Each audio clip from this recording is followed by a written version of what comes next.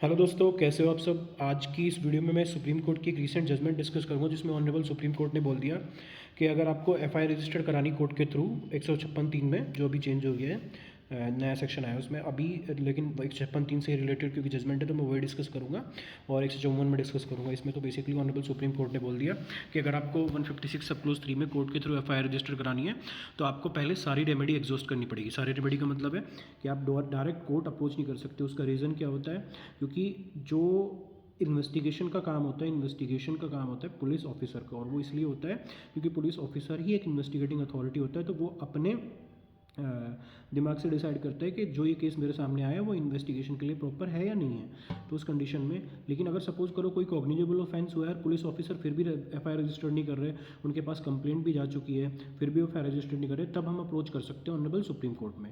लेकिन इस केस में क्या हुआ हम देख लेते हैं। इस केस में होता क्या है कि the second respondent filed A complaint under section 156(3) of CrPC before the judicial magistrate seeking registration of an FIR for offence under section. तो मैं आपको 156 से सब क्लोज 3 बता देता हूँ कि होता क्या है कि बेसिकली ये कॉग्निजेबल ऑफेंस के लिए कॉग्निजेंस की बात करता है कि जब कॉग्निजेबल ऑफेंस कोई हुआ है तो उस कंडीशन में पुलिस एफआईआर रजिस्टर करेगी। और पुलिस अगर एफआईआर रजिस्टर नहीं करती 154 में अगर पुलिस एफआईआर रजिस्टर नहीं करती तो 156 सब क्लोज 3 में जाके ऑनरेबल जुडिशियल मजिस्ट्रेट, कोई भी जुडिशियल मजिस्ट्रेट है उसके सामने कोई भी जो पर्सन है जो चाहता है कि मेरी इस कंप्लेंट पे एफआईआर रजिस्टर्ड हो जाए, मेरी पुलिस ने एफआईआर रजिस्टर नहीं किया जज साहब, वो एक कंप्लेंट लगा सकता है। उस कंप्लेंट पे कॉग्निजेंस लेके ऑनरेबल कोर्ट जो होता है जुडिशियल मजिस्ट्रेट, वो कॉग्निजेंस के लिए बोल देता है पुलिस से और बोल देता है इन्वेस्टिगेशन इस पर स्टार्ट करो। ठीक है। The magistrate directed the police to register an FIR. इस केस में क्या हुआ था, डायरेक्ट ये बंदा अप्रोच कर गया था जुडिशियल मजिस्ट्रेट पे और जुडिशियल मजिस्ट्रेट ने क्या कर दिया था, बेसिकली एफआईआर रजिस्टर करा दी थी। ये मैटर हाई कोर्ट में चला जाता है।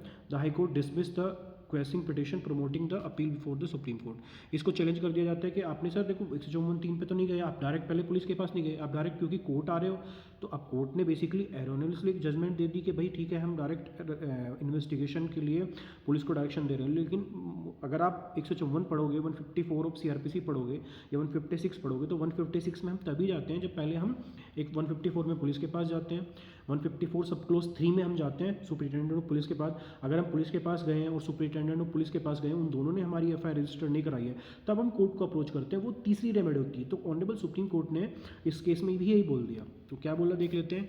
Failure to exhaust preliminary remedy. The Supreme Court observed that complainant failed to exhaust the remedy under section 154 sub close 1 and 154 sub close 3 of the CrPC. तो honourable supreme court ने बोल दिया कि जो पुलिस एफआईआर रजिस्टर्ड करती है तो 154 में पुलिस के पास पावर है, वो एफआईआर रजिस्टर्ड कर सकती है 154 सब क्लोज 1 में। और अगर आपको लग रहा है कि पुलिस ने एफआईआर रजिस्टर्ड नहीं करी है तो आप अप्रोच कर सकते हो सुपरिटेंडेंट ऑफ पुलिस को और उस बोल सकते हो कि सर मेरी एफआईआर रजिस्टर नहीं करी गई है, तो आप प्लीज़ पुलिस को डायरेक्शन दें। अगर आप 154 सब क्लोज 1 में या 154 सब क्लोज 3 में पुलिस या सुपरिटेंडेंट ऑफ पुलिस के पास चले जाते हो, तभी आप कोर्ट को अप्रोच कर सकते हो। क्योंकि मैं फिर बता रहा हूँ कि इन्वेस्टिगेशन का काम जो होता है वो पुलिस अथॉरिटी का होता है, जो इंक्वायरी या ट्रायल है वो सिर्फ जुडिशियल मजिस्ट्रेट कर सकते हैं। ठीक है। लेकिन होता क्या है कि अगर पुलिस ऑफिसर 154(1) में या 154(3) में एफआईआर रजिस्टर नहीं कर सकता है, तब आप मजिस्ट्रेट के पास जा सकते हो। तब मजिस्ट्रेट के पास पावर है 156(3) में, 156 सब क्लोज 3 में वो इन्वेस्टिगेशन के लिए बोल सकता है। The court emphasises that complainant must first approach to the police and if refuse escalate the matter to the superintendent of police before seeking judicial intervention.